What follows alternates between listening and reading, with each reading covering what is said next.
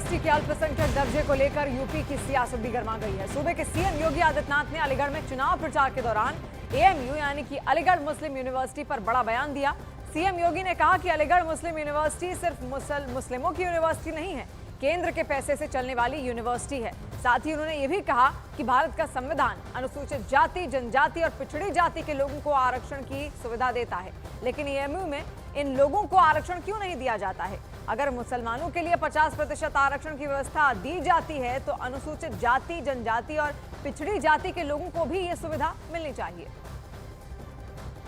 अलीगढ़ विश्वविद्यालय को अल्पसंख्यक विश्वविद्यालय बनाना चाहिए, अल्पसंख्यक संस्था के रूप में स्थापित करना चाहिए, या एक सामान्य संस्था के रूप में रहनी चाहिए।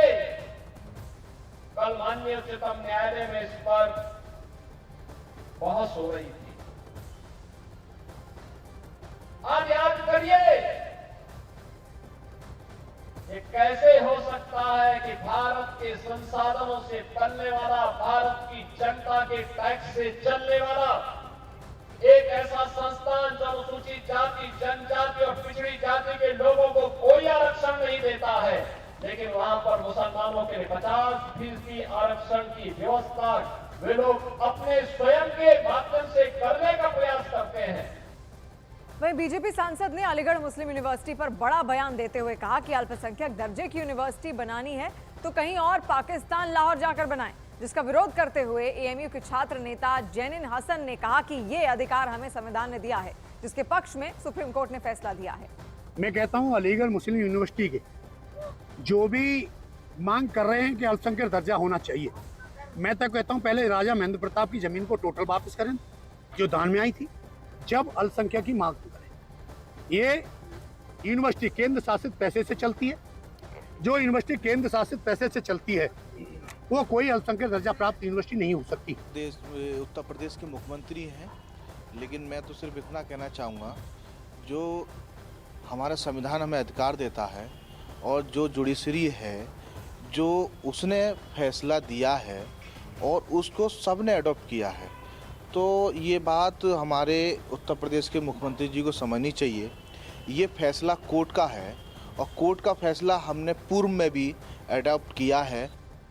योगी सरकार में मंत्री असीम अरुण ने कहा कि जनता के टैक्स से कोई संस्थान चल रहा है तो उसको संविधान के सभी नियम मानने चाहिए। वहीं बीजेपी सांसद दिनेश शर्मा ने एएमयू में दलित और पिछड़े समुदाय के छात्रों को भी आरक्षण देने की मांग की कि अगर जनता के टैक्स से कोई संस्था चल रही है तो उसको संविधान के नियम सारे मानने चाहिए, जिसमें आरक्षण भी एक बहुत महत्वपूर्ण मुद्दा है।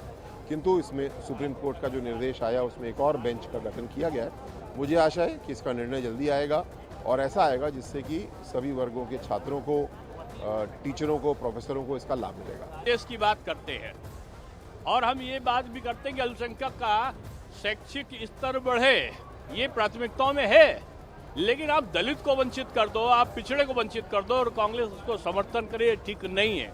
सभी विश्वविद्यालयों में बाबा साहब भीमराव का, अंबेडकर जी का जो संविधान वो चलना चाहिए, अलीगढ़ उससे परे नहीं हो सकता। और वहीं शुक्रवार को सुप्रीम कोर्ट की 7 जजों की संविधान पीठ ने 4-3 के बहुमत से फैसला लिया कि एएमयू का अल्पसंख्यक दर्जा फिलहाल बरकरार रहेगा। अब 3 जजों की नई बेंच आगे अल्पसंख्यक दर्जा तय करेगी। एएमयू की स्थापना के पीछे कानून या अल्पसंख्यक समुदाय से तय होगा। सुप्रीम कोर्ट की संविधान पीठ ने 1967 के फैसले को खारिज किया। 1967 में अजीज बादशाह मामले में अल्पसंख्यक दर्जे से इनकार किया गया था।